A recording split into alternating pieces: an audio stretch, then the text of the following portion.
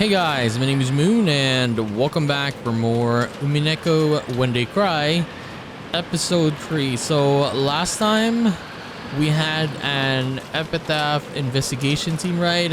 It was pretty good seeing the scenes there. And afterwards, Ava and her inner Ava, the younger one, right? I guess they solved the riddle and now I think they're heading to it. So let's see what happens today. This is gonna be very juicy. Let's go. こっちへ回れってことよね。こいつらが私をこっちへ回れと誘ってるもの。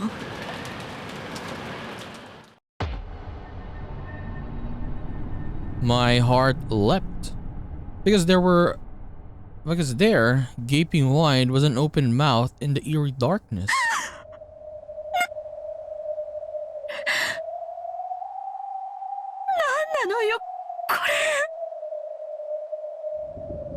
When I strained my eyes, peering into the darkness, I saw something that looked like a light switch. In addition, there was a switch with open and close written on it. Ooh. When I resolutely pushed the switch, rough lights like you'd find in a coal mine turned on sporadically, making a staircase that stretched underground come hazily into view. Wow, we got something new this time. Eerily enough, it looked even more gloomy with the lights turned on. Near the light switch was that open and close switch. It would probably open or close this, but if the open part happened to be broken, I might be shut away in this creepy underground area for all eternity. So for the time being, I didn't want to touch that switch. And as I readied my gun again, I slowly went down the stairs.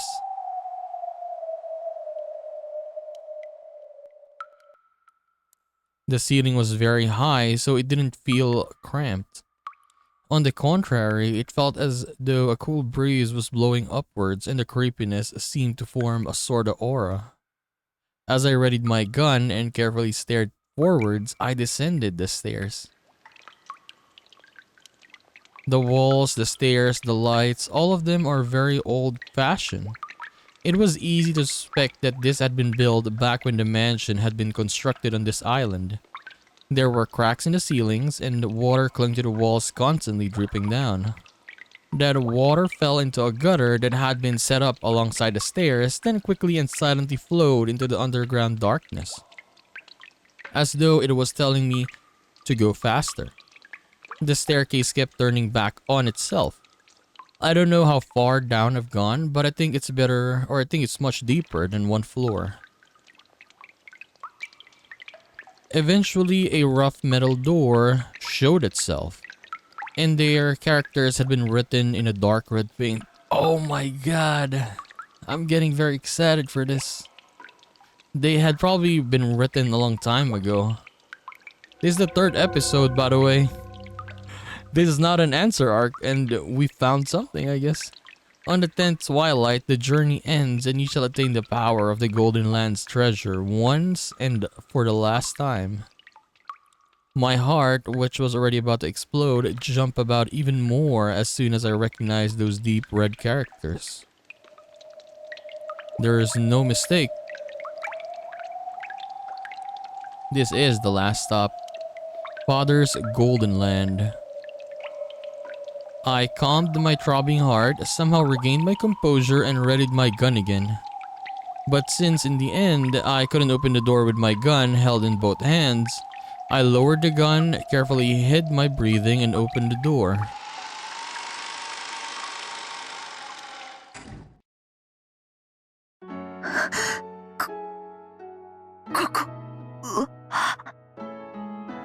Okay, we got golden drapes.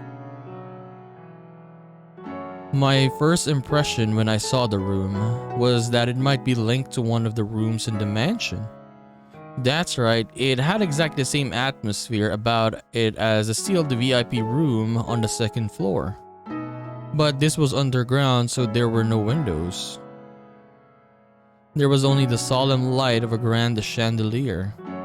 But even though it was dimly lit by faint light, The quality of the interior was more than enough to take your breath away. Oh my god. Look at the gold bars, they're right there on the right side. A bed with a canopy and a rocking chair that looked like it would be comfortable to sit in. An extravagant sofa and carpet. The room was like a dream of every girl yearns for at least once.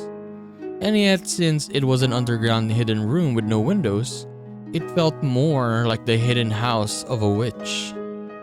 I'd never swallowed the legend of Beatrice, Witch of the Forest. However, after being shown this room, it certainly became hard to doubt that she actually had existed and had lived in this room. 誰かいる Even though I was completely shocked by this room, I carefully, no, timidly, searched the interior with my gun raised. And at the back of the room, I found it.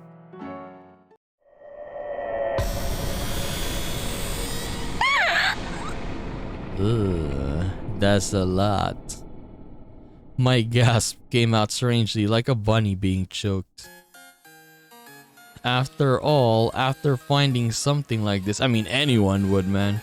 Imagine finding gold bars like this stacked. Oh my god, how many is it? Like 10 tons again, right? No one would be able to stop that kind of stupid voice from leaking out. 本当にあった。お父様の黄金。 On the opposite side of the canopy bed, it was piled up in a massive heap. It was a mountain of gold ingots. And of course, they weren't piled up carelessly in a way that would damage the dignity of this room. A beautiful scarlet satin weave was laid on the mountain of gold, creating a beautiful three-colored mix between the red, the gold, and the black of the deep darkness. It was as though when the witch slept on this bed, the gold would be a respectful chamberlain waiting on her. Nobly, refinedly, gracefully, beautifully. It was attentively piled there with an imposing air. When I tried to grab a single gold ingot, I was surprised at its weight. It was probably about 10 kilograms. Just this ingot would probably be worth more than 10 million. The Oshinomiya family crest, one-winged eagle, was lightly imprinted on it. It was hard to tell whether it had worn away or whether the impression had been made carelessly in the first place, but it was certainly the crest of the one-winged eagle. Just how many ingots were piled up here? By doing quick count here and there, and judging by the height, there had to be a few hundred at least. My mind's already gone blank, so I can't do the math well. Even a moderate guess would put it above several billion yen. That's a lot. そりゃそうよ。だって10トンの黄金よ。時価にして200億円の黄金よ。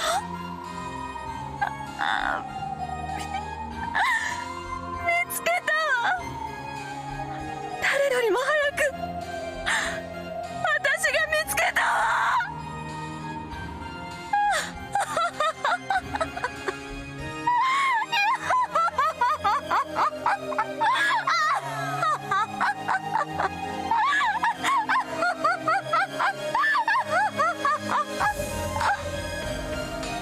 Funny thing is, I have never expected this. I'm not gonna lie. Never ever expected this. Like, I guess even someone, like yeah, even right now, like anyone would find this gold. I thought we would find it maybe in the answer arcs. Not here in this arc. I wish that we found it. But I had doubted it. But now we actually did. So insane. Yeah, 3rd episode and we got it already. We saw it. In front of the mountain of gold, I spread my arms and looked up at the ceiling. A laugh without a trace of dignity flowed out of my entire body. I had no intention of laughing in a weird way. but I couldn't hold back the happy feeling that was flowing through me. My older brother probably wouldn't accept his loss just because I found this gold. But from now on, there would be no changing the fact that I had been the one to find it. To steal away the headship of the family, some more subtle bargaining would probably still be required. True. Do you think Kraus would just say, okay, you're the head now? He would not surrender it so easily. But after everything I've gone through until now, that's a completely trivial problem. Even if I lose out on the family or the Oshinomiya family headship, I already have 20 billion yen worth of gold.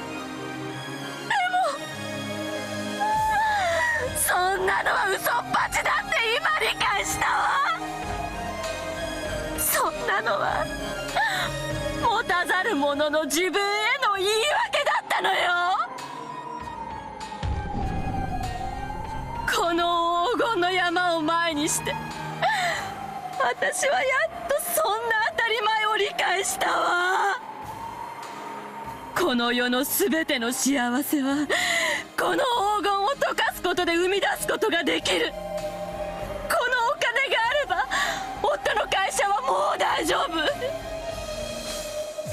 私たち家族はずっと幸せ。そしてジョージにも莫大なお金を残してあげることができる。他の親戚たちなどやがては没落して消えるわ。その時ジョージはこの黄金を使って失われた後宮家の意向をまるでお父様がそうしたように復興させてみせるのよ。その時誰も異論を挟めないわ。ジョージこそが後宮家の本当の跡継ぎなのよ。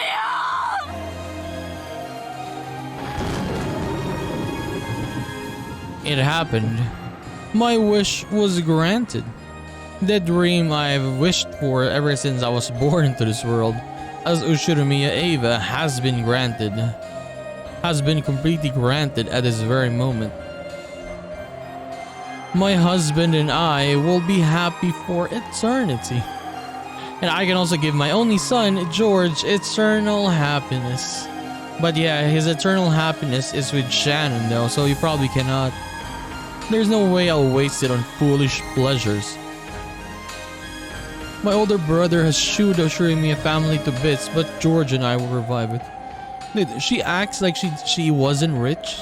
Dude, you're rich. You're just richer now. You were extremely rich already. But now you're just much more extremely rich. Like, even if you didn't find the gold, hey, you'll probably still be rich. Sure, you have problems right now, right? But yeah, you'll still be rich. And that means that really have succeeded in the Oshinomiya family headship. 成し遂げたわ。やったわ。あなた、ジョージ。私は、母さんはついに成し遂げたわよ。もうこれで誰にも脅かされない。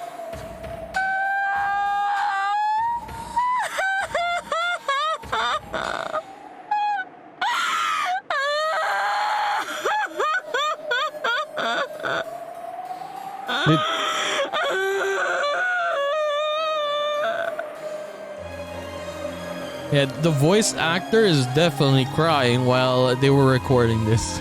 Oh my god. That's right, after this, never again will we be smothered by sad nights. おめでとう、私。おめでとう、後宮エヴァ。私たちの悲しい半生は今ここに全ての念願が叶って消化されたわ。あなたのおかげよ。あなたの魔法があったからこのチャンスに恵まれた。このチャンスがあったから私。ありがとう。でも私の魔法は私たちが互いに信じ合わなくちゃ叶えることができなかった。 Thank you, but my magic wouldn't have been granted if we both didn't believe in each other. What? だから私の魔法の力だけじゃない。 What? 私たちの勝利よ。 Power of my magic. だからこそおめでとう私たち。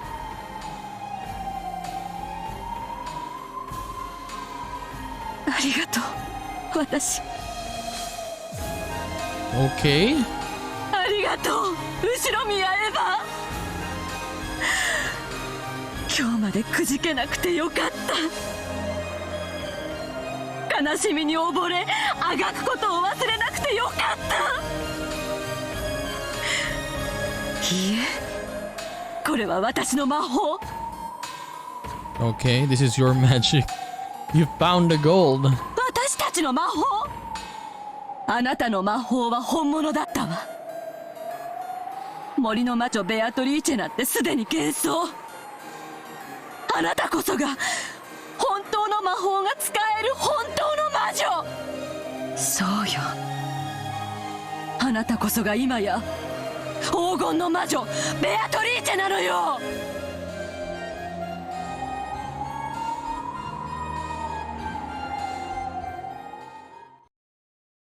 Hmm.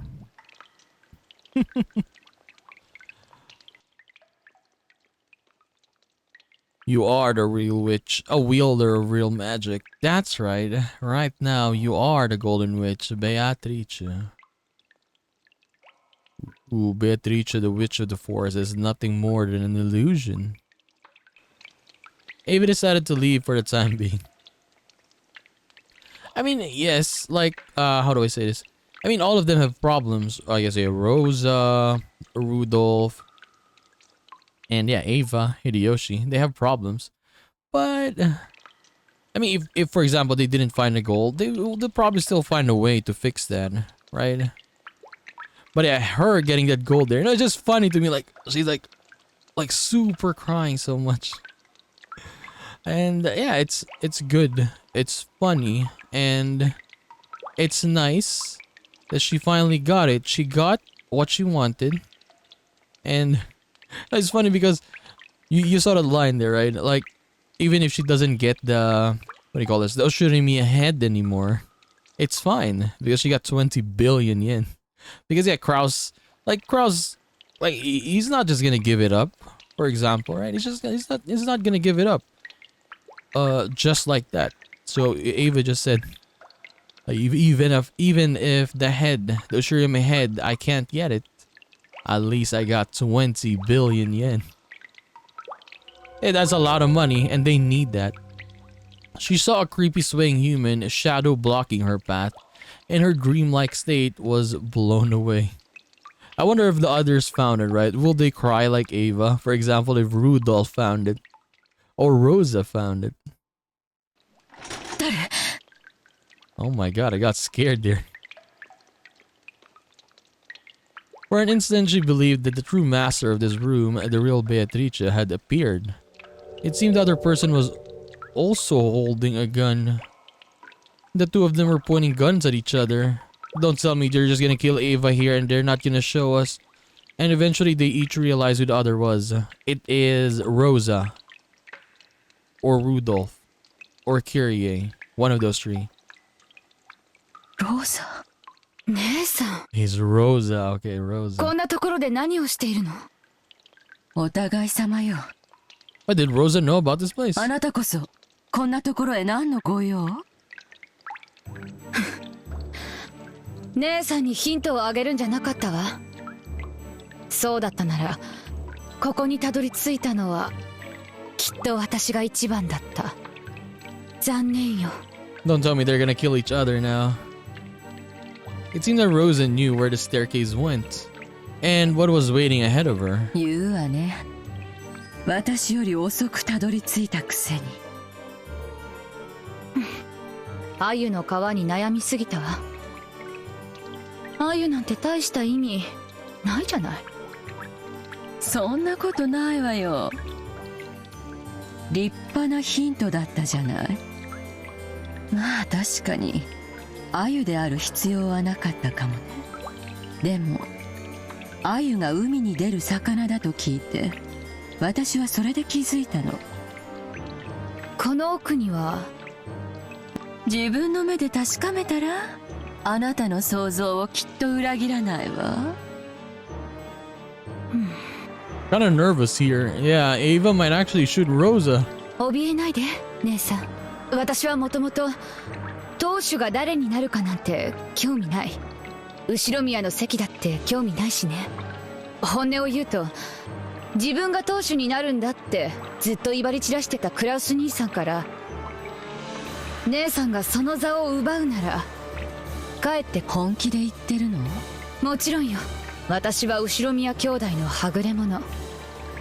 仮に私が当主跡継ぎだとお父様に指名されたとしても、それを兄さんたちが認めてくれるわけもない。そこまで甘い夢は見てないつもりよ。私にも見せてよ、姉さんの勝利の証を。私は兄弟で取り決めした正当な取り分さえもらえれば、むしろ姉さんがこのゲームの正当な勝利者だと積極的に認めるつもりよ。私を撃っちゃえば、この黄金はローザの独り占めになっちゃうわね。それは同じよ。姉さんが私を撃てば、この黄金は姉さんの独り占め。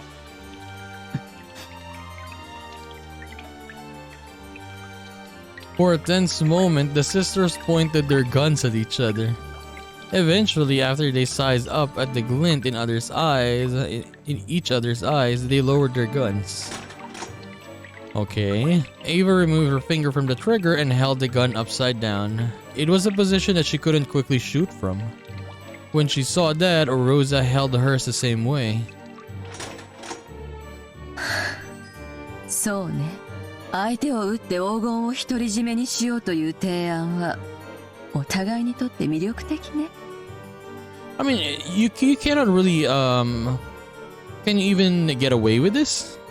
That is 10 tons of gold. I mean, I guess you know the location, right? You can go back and forth. Take a couple and then come back. I mean, I guess you could get away with it. I think, yeah, probably. でも台風で隔絶したこの島から突然失踪すれば絶対に大騒ぎになる。ここに死体を隠せば簡単には見つからないだろうけど、それも絶対ではない。何百億円の黄金があろうとも、殺人の罪を犯すリスクには割が合わないわ。むしろそれを出しにされてクラウス兄さんたちに絞り取られるのがオチね。同感よ。ここに現れたのが兄さんやルドルフであるくらいなら、あんたであったことは不幸中の幸いかもしれない。私は兄弟であんたを一番信用してるもの。ありがとう。私も姉さんのこと兄弟で一番信用してるわよ。Okay. 私も黄金見る？私ももう一度見たくなったわ。この目で見たにもかかわらずまだ現実感が湧かないの。あなたと一緒に見て確かに存在することをもう一度確かめないと、霧になって黄金が消えてしまいそうな気がするわ。Ava started descending the staircase once more. However, she didn't carelessly expose her back to Rosa. I mean, yes, you shouldn't, because who knows, right? Maybe Rosa would shoot her. Even though at a glance it looked like Rosa had lowered her guard, she definitely didn't show any signs of carelessness. Okay, what reaction are we gonna get from Rosa?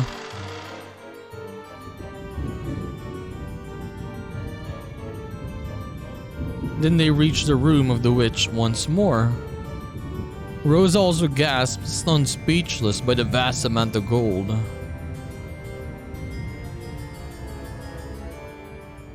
Nothing? They didn't even show? Come on. I wanted Rosa to cry as well.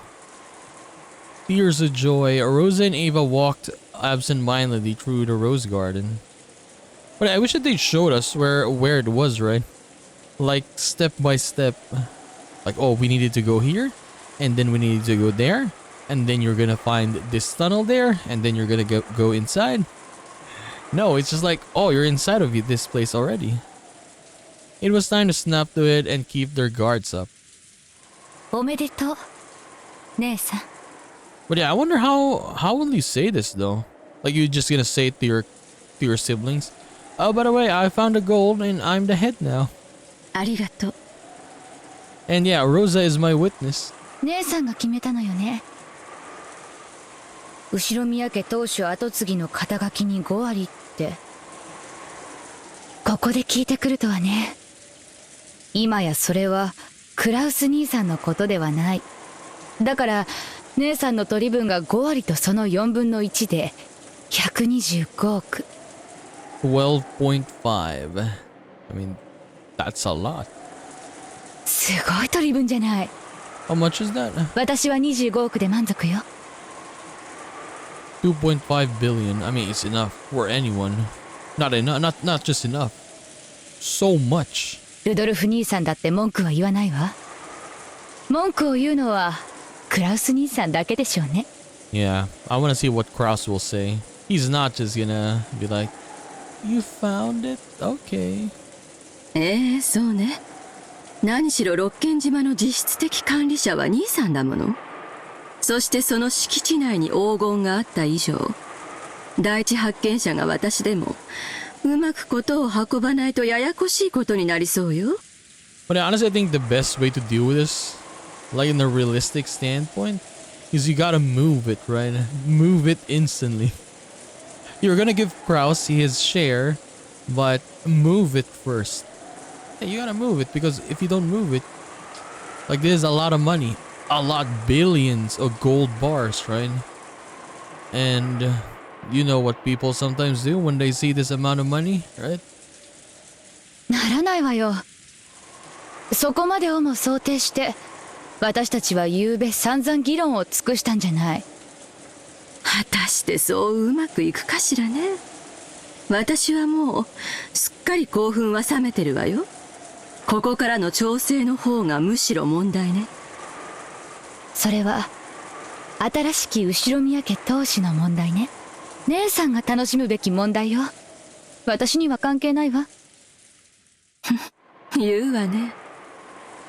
第二発見者として姉さんに協力するから、どうか例の前払い分、私の1億5000万だけは3月までにお願い。150 million yen first, okay. Not that 2.5 instantly. いいわ。私に協力するならそれくらい気前よく払うわ。 They don't count your... Yeah, they're counting it already. You haven't even gone and told your family yet. 私は兄さんじゃないもの。とりあえずは兄さんたちを驚かせましょう。実際の場所は伏せるにしても早くクラウス兄さんの驚く顔が見たいわ。ちょっと待ってよローザ。それをみんなに伝えるのはまだ待って。どうして？バカね、決まってるでしょ。相手はあの尊大なクラウス兄さんにずる賢いルドルフなのよ。やがては発表するにしても今はまだ早いわ。どうやって話を進めるか慎重に検討してからじゃないと。 Yes, plan it first, plan it. せっかく見つけた黄金を全て兄さんにかすめ取られることもありえるわよ。 Like, as much as I want to see the reaction, yeah, what they're doing is correct. Ava thought she was saying something extremely natural. So when she saw Rosa's expression suddenly cloud over, she was a little surprised. 何か不満なの？ So I guess Rosa just wants to see the reaction from the other siblings. クラウス兄さんたちの性分はあんただってよく知っているでしょうが。But this is way too dangerous.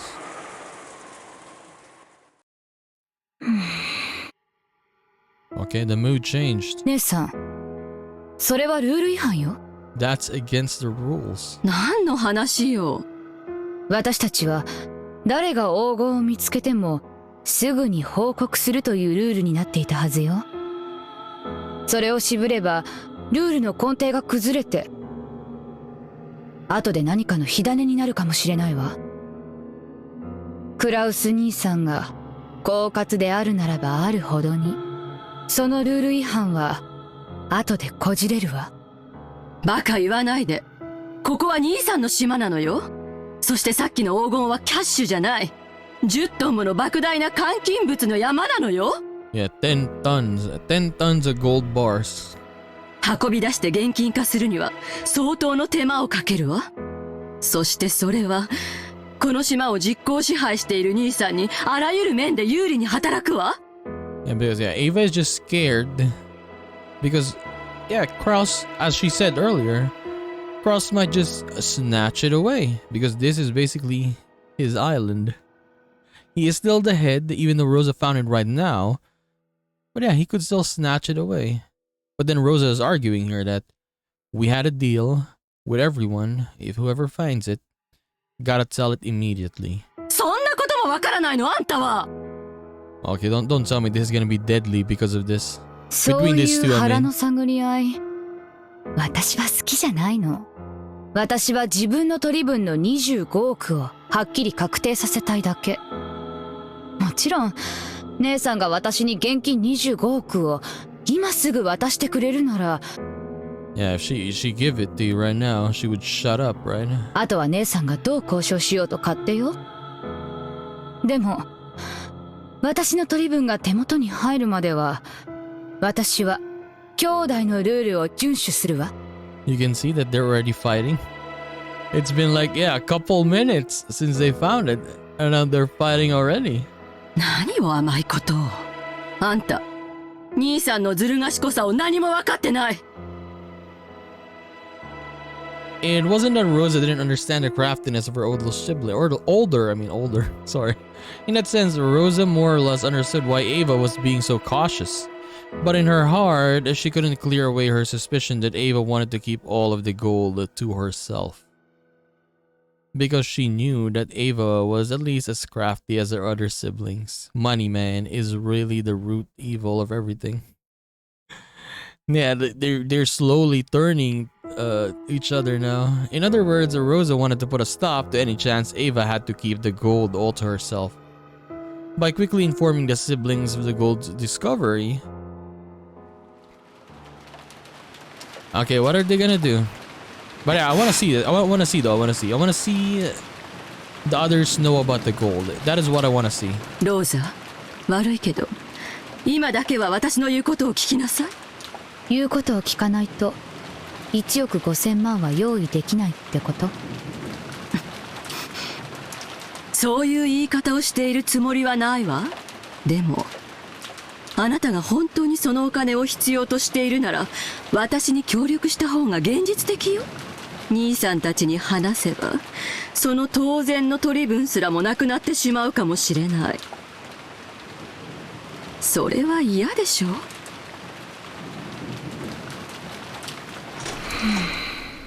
Ooh. For a while, a severe expression that she'd never shown to her sister before arose to Rosa's face. There wasn't even a trace of her restraint as a younger sister. There was just the ruthlessness. No, the seriousness of a single human arguing about a vast sum of wealth. Ava made light of it, chuckling. やれやれ。物騒な殺人事件が起こったばかりでその犯人がまだ島の中にいるかもしれないってのに、こんなところで立ち話なんて私たちもつくづく不用心ね。どうせ使用人たちの茶番でしょ。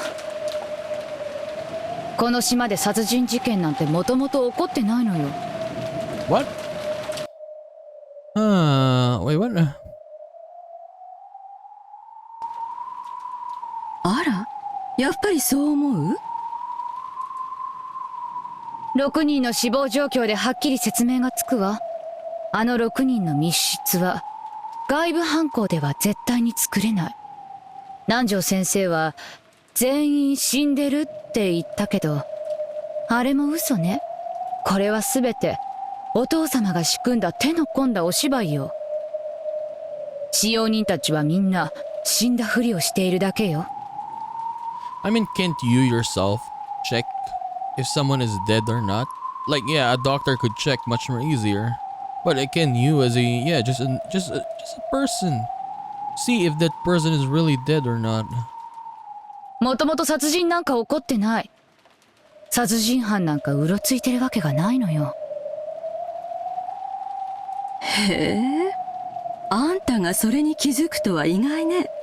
割と怯えてるように見えたから、そこまでは気づいてないと思ったのに。私、そういう場の空気は読む方なの。おかげさまで鍛えられたから。That's right. Come to think of it now, the servants are dead. Almost everyone on this island is a member of the Oshiramiya family. As for Nanjo, he proclaimed the deaths of the servants. But when the relatives began to discuss the riddle of the epitaph, he disappeared off to the second floor as if he didn't want to get in the way. They are overthinking this too much. すべて、私たちに非分に挑戦してもらおうというお芝居よ。だからこそ、姉さんが勝利者であるという宣言が必要なのよ。あの焼死体が本当のお父様なわけがない。足の指の数が同じ死体をどこかで調達して、わざわざ悪趣味に焼いてみせたのよ。きっとどこかに隠れて、私たちがどう振る舞うかを監視してるわ。姉さんが黄金鏡に至ったことも、きっとすでに知るところよ。だからこそ、早く姉さんが勝利者であると宣言すべき。きっとお父様がどこからともなく現れて、手を叩きながら、姉さんこそが跡継ぎだと宣言してくれるわ。まあでも、私は姉さんから1億5,000万を無心しなくてはならない以上、何も逆らうことなんかできないわね。私の言うことを聞いて、兄さんたちには黙っている。という。そこをはっきりさせなさい、ローザ。私は、話したいわ。ルールを定めたのはつい昨べよ。それを保護にすべきではないわ。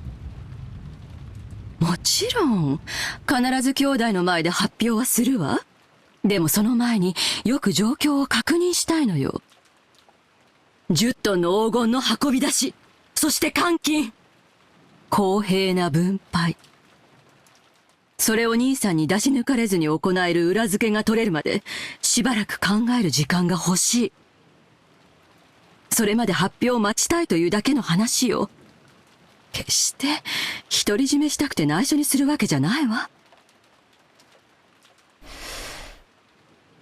やがてはきっとみんなに発表するのね。もちろんよ。私だって早く兄さんの鼻を明かしてやりたいもの。姉さんの言う考える時間というのはどの程度のものなの？ Like 6 months. そんなの考えてみなくちゃわからないわ。一晩あればそれは十分。 One night.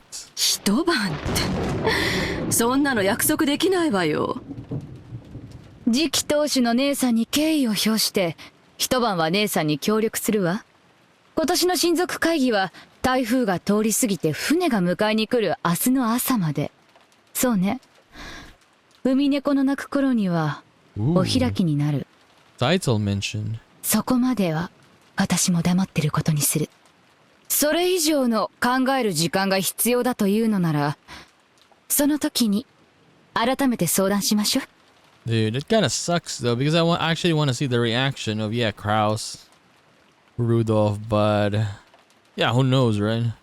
Like, of course, people we're still gonna have, I guess. But yeah, we solved it though, so we're still gonna have this Twilight. I mean, they got it. They found it, right? Maybe we're gonna have the Twilight, but maybe it's a different one. A different one because maybe they want to hide the location of the gold. Who knows how it will happen, I guess, right? We'll see. 私は姉さんの立場を最大限汲み取って協力するわ。Yeah, and what will Beatrice do? We have not seen them yet. Like, yeah, both of them. Butler, Beatrice, Vergilia, and Ronove. あんた食えないわね。びっくりよ。それだけのたくましさがあったなんて。女は子を持つと強くなるって本当ね。マリアを産んで私はそれを強く自覚したわ。わかったわ。とりあえずはあんたの協力に感謝するわ。明日の話は明日すればいいことよ。ええ、そうね。姉さんが黄金を独り占めにするなんて考えない。公平な当主跡継ぎだと信じてるわ。もちろんでしょ。ちゃんと黄金は兄弟で山分けするわよ。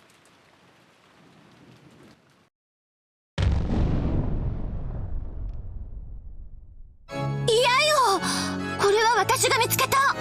私たちが碑文の謎を解いたんだから。だからこの黄金は全て私のものだってば。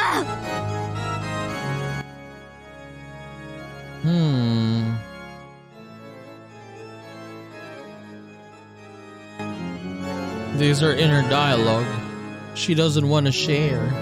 誰にも譲らないわ。私が後ろ宮家の当主なのよ。私が Yeah, I think Ava would be super paranoid here and maybe kill everyone. The witch inside Ava claimed exclusive possession in a loud voice. Of course, that it didn't reach even close to Rose's ears, and it probably didn't reach Ava's either.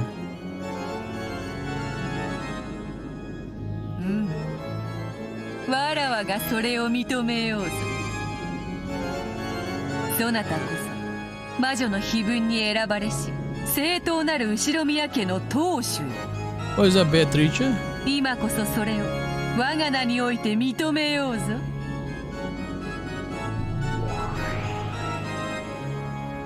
あんたは。 Wait, she's actually... What? その格好、まさか本当にベアトリーチェ？ No, why is the kid here though? Like, isn't that an inner self? Maybe Beatrice was happy that Ava had called her by her own name. She cackled cheerfully. In concert with that laugh, gold butterflies crept up as though a storm of gold dust was spinning around the room. And the room shone the color of gold. いかにもわらわが黄金の魔女ベアトリーチェである。そう怯えることはないぞ。わらわはそなたの偉業をたたえておる。Yeah, I don't understand what is happening right now. 本当に素晴らしい。あの碑文の謎を見事解いてみせたとは。わらわを感嘆させるに値する。あの手紙の差出人はあなた？なら私は全ての黄金と後宮家の家督を引き継げるのよね。あなたはそうあの手紙に記したわ。そして私はその挑戦に打ち勝った。わらわはそれを認めようぞ。今やこの積み上げられた黄金のすべて、後宮家のすべてをどうしようもそなたの自由ぞ。何しろ今この瞬間よりそなたはもう後宮家の当主なのだから。本当に？本当よね？するでない。わらわはそなたを率直に褒めておる。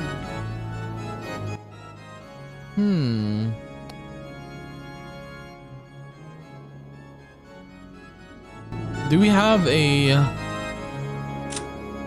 this one? Nothing? No, I mean in the human side, I mean. Nothing. Okay. その証にそなたにこれを授けよ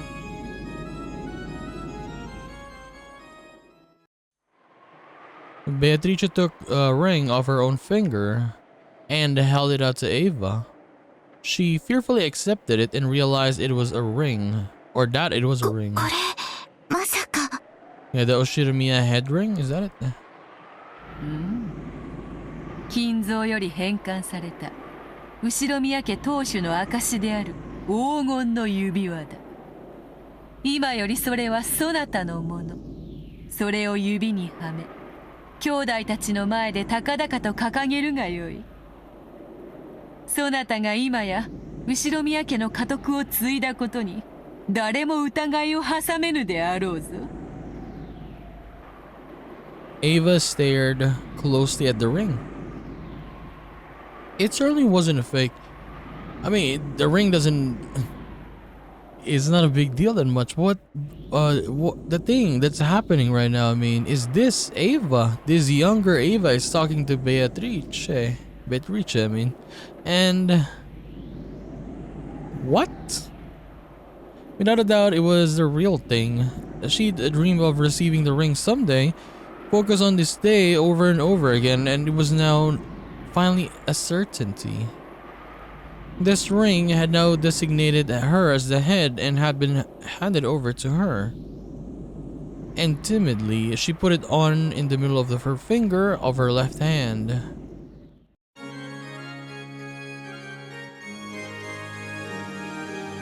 In that instant, she felt a deep emotion welling up inside her that she'd never felt before. Her mind grew blank. Both eyes were opened. That ring was on her finger, not in a dream, but in reality. その指輪も喜んでおろう。それほどまでに指に通すことを夢見ていたそなたのもとへ行くことができたのだから。指輪お父様の指輪そなたはそれをそのようにして自らの指に通すことをどれほどの世に夢見てきたのか。その思いの強さがそなたの魔法に通じそれを実現させたのだ。そなたは今や立派な魔女を名乗る資格があろうぞ。あなたは何者なの？本当にベアトリーチェなの？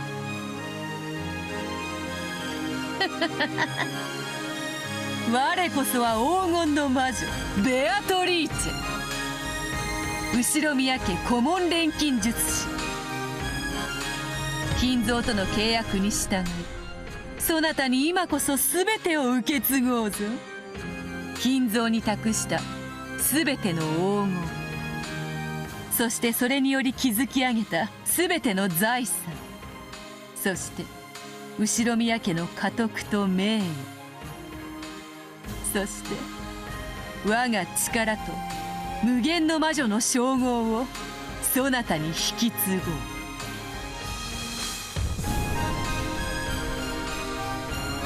魔女の称号。わらわのすべての魔力と無限の魔女にして黄金の魔女の称号をそなたに引き継ぐ。先代に従い称号とともにわらわの名ベアトリーチェもそなたに譲り渡す。So she's gonna be the new Beatrice? 今こそそなたが名乗るがよかろう。Ava gulped. The chandelier light, which had seemed dim, now felt too bright. 我が名においてこれより黄金の魔女の継承を執り行おうぞ。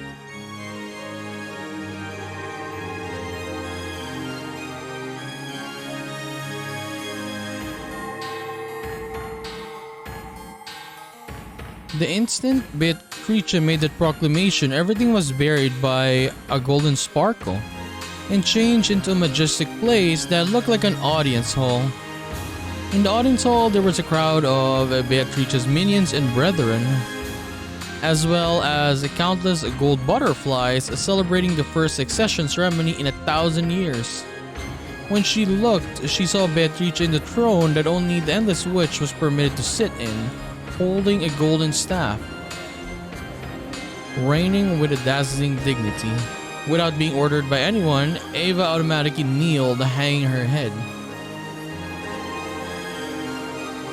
A goat attendant respectfully handed Beatrice a golden staff in the shape of a one-winged eagle. After Beatrice stood up and received that staff, she laid the tip of it on Ava's shoulder and spoke. It was a proclamation 1,000 years in coming. 後ろ宮エヴァ、そなたは魔女の碑文の謎を見事解き、このその偉業をたたえ、そなたに無限の魔法のすべて、無限と黄金の両魔女の称号を引き継ぎ、そなたはこれより我が名ベアトリーチェを名乗るがよかろう。さあ、面を上げよ。そして立ちてこの杖を受け取れ。ありがたき幸せ。Ava stood up dizzily and took the magic staff from Beatrice's hand. Her hand was trembling slightly.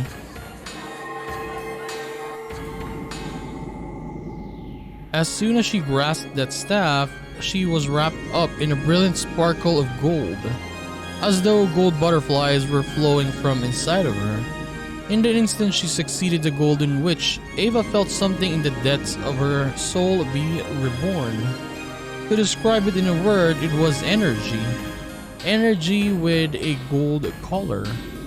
It felt like she was waking up, as though she had been half asleep ever since she had been born and was opening her eyes for the first time. It felt as though her eyes inside her eyes were open for the first time in her life.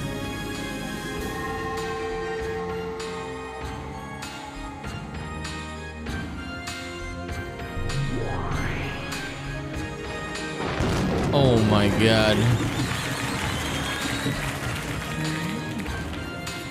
Hey look, it's Burnt Castle. And Ronoville on the right side. Yeah, I'm out of clues what is happening right now. I don't even understand why this is happening. Yeah, we have the older Ava, the present Ava. So what is this, in the past or what? 黄金の魔女にふさわしき美しき装いよ。 But it's kind of nice with the art. Yeah. さあ、一同の者たちにそなたの姿を見せてやるがよい。 Hey, where's Virgilia? She's not here. そなたこそが今や新しき魔女であることを知らしめてやるがよい。 Ava, no, the new Beatrice turned around timidly. When she did, the witch's minions, which filled the vast audience hall, honored her with an applause that sounded like the roaring of the sea.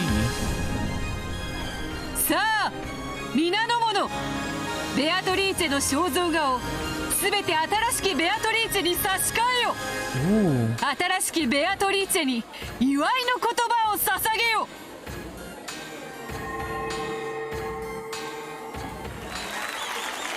What's different?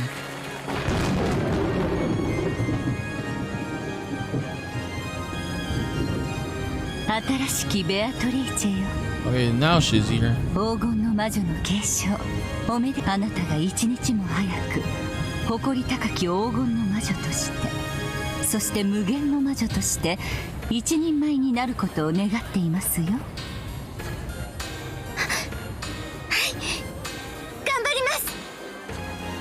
やんちゃな先代と違い、あなたには無限の魔女にふさわしい落ち着きを期待していますよ。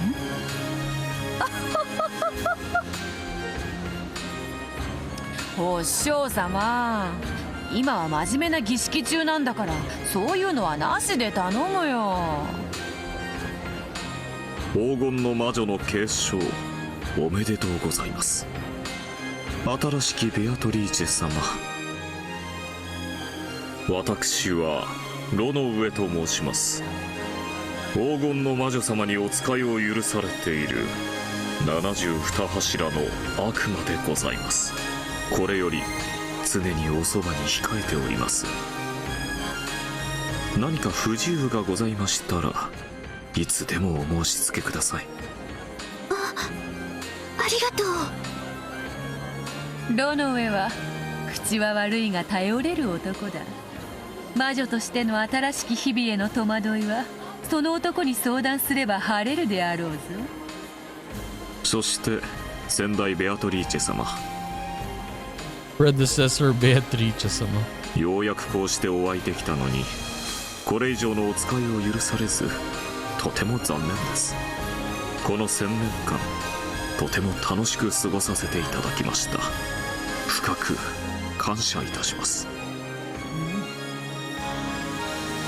そなたとの1000年退屈はなかったぞ。新しき魔女の世話どうかよろしく頼むぞ。はい、先代ベアトリーチェ様の最後のご命令、この炉の上しかと聞き届けました。感謝しなさいよ。あんたの魔女継承の推薦人にサインしてあげたんだからね。 Lam de Delta。 つまり私がサインしなかったらあんたは魔女になれなかったってわけだから、少しは感謝なさいよね。こちらは絶対の魔女ラムダデルタ教。 Yeah, it's the witch's certainty that we first met in the tea parties, right? そなたの無限の魔女継承には元老院の魔女の推薦が必要なのだ。ラムダデルタ教はそなたを推薦され後見人となってくだされた。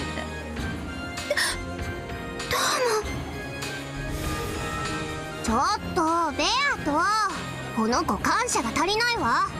やっぱ推薦やめる。 Burn 推薦 Castle. 人は子供の使いじゃないでしょう。サインしたならきっちり責任取りなさいよ。ラムダデルタ教は絶対の魔女でもあられる。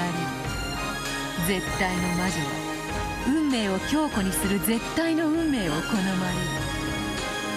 そなたの今日までの努力をとても気に入り高く評価してくだされたのだ。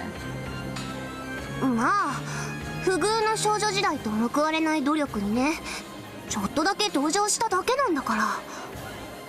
別にかわいそうだからとか思ったわけじゃないわよ。うぬぼれないでよね。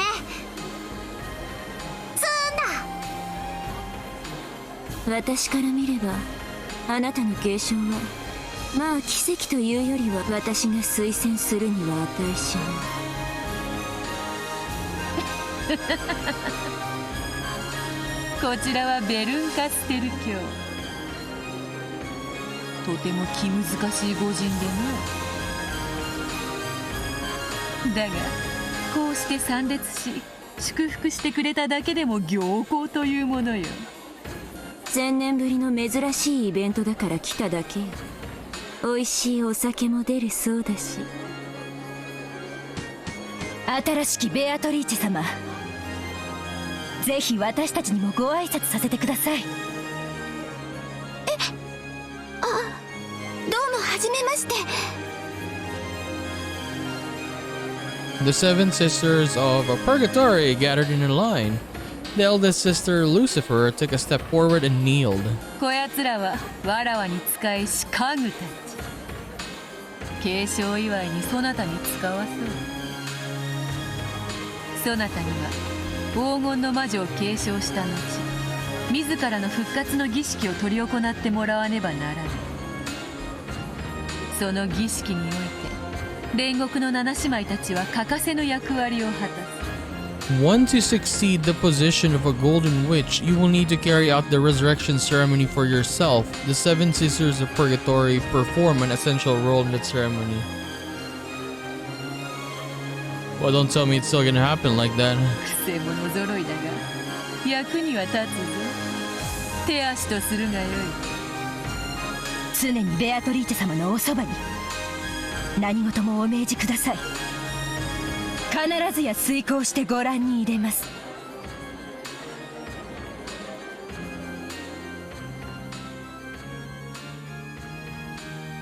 Even after that, many nobles and minions visited and offered words of congratulations for the new witch. As she responded them confusedly, she felt as though she was growing lightheaded due to the lack of oxygen. Yeah, I need a butler, the other butler, yeah, the Butler Prime. Where is he? Explain the situation right now. She couldn't tell if this was something real or unreal, yes. But there was just one thing she could understand, a feeling of achievement at being permitted to call herself the Golden Witch. That alone was a truth she could definitely understand.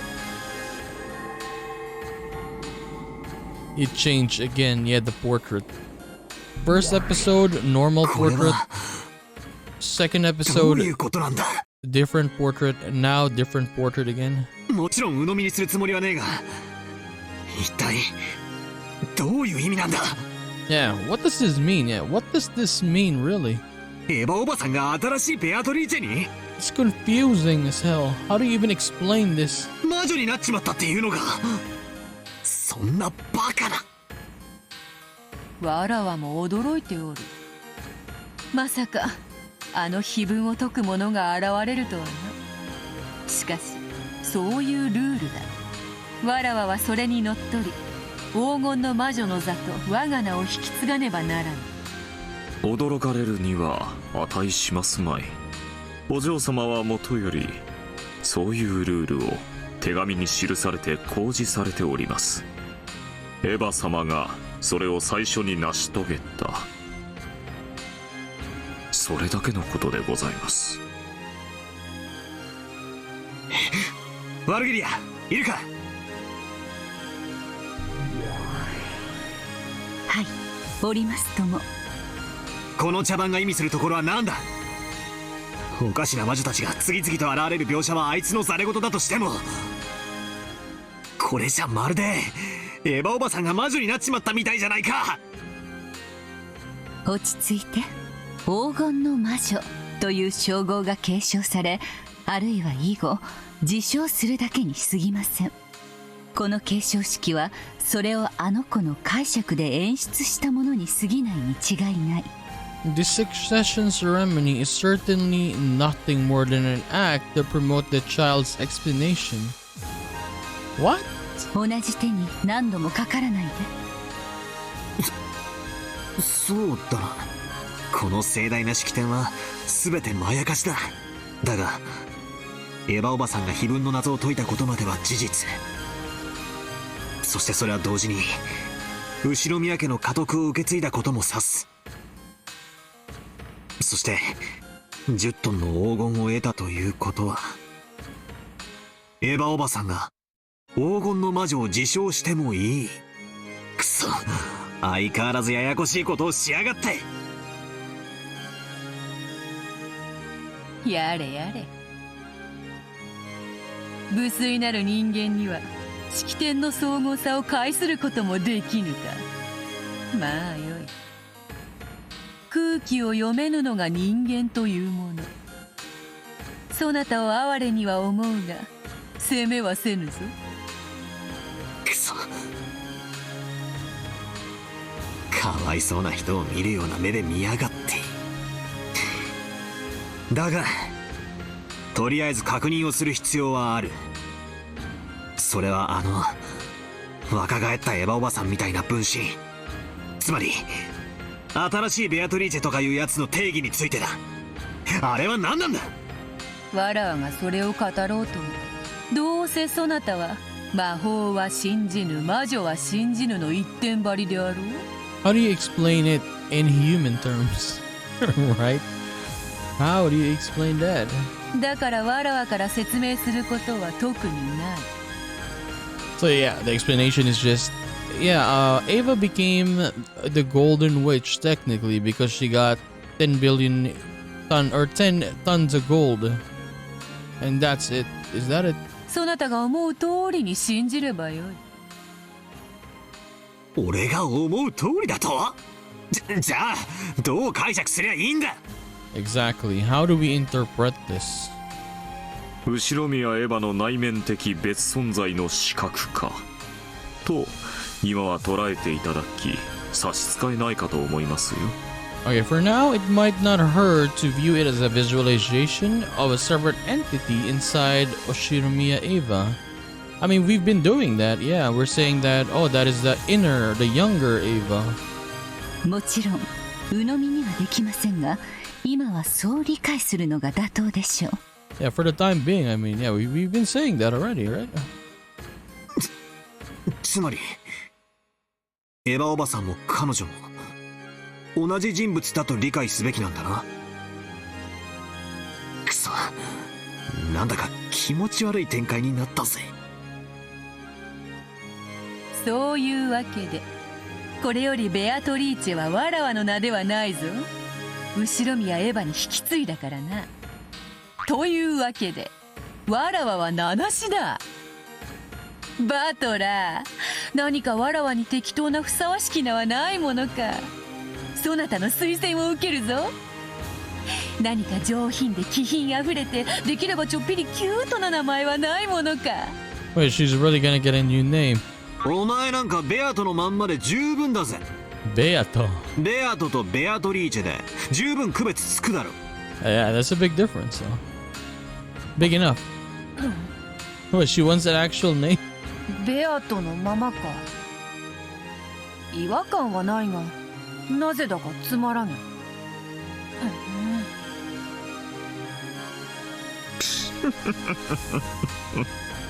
紅茶の温度と女心はいつの時代も難しゅうございます。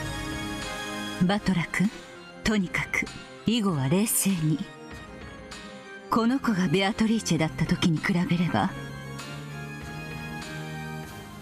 現在の彼女は後宮エヴァと判別がつくだけ私たちに状況は有利です。だからこそかえって気に入らねえんだがな。何を考えてるんだベアトのやつめ。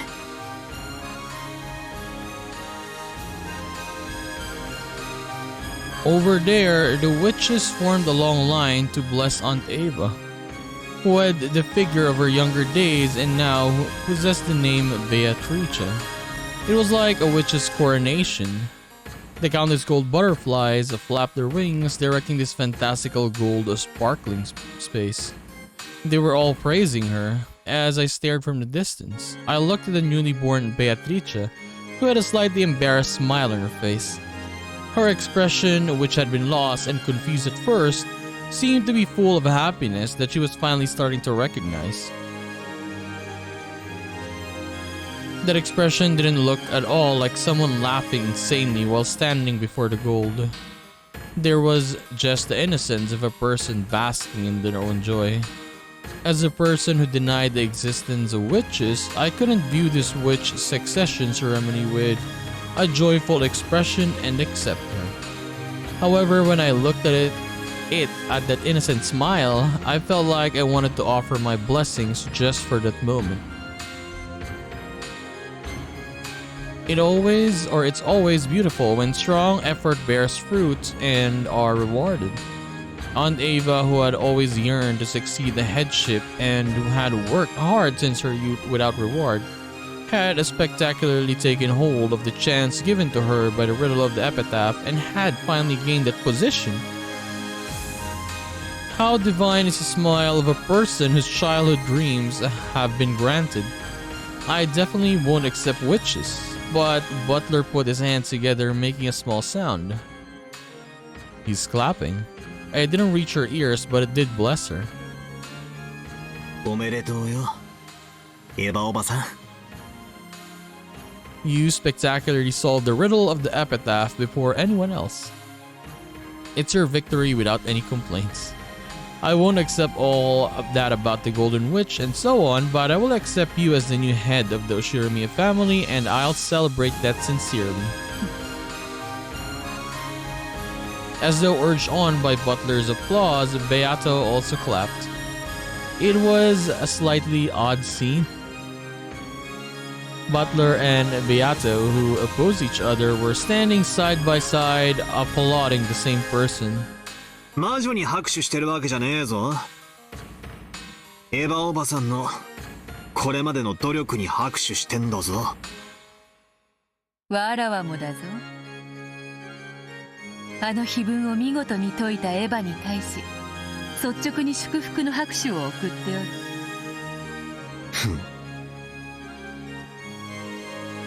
お前と一緒に拍手してるってのが気に入らねえが、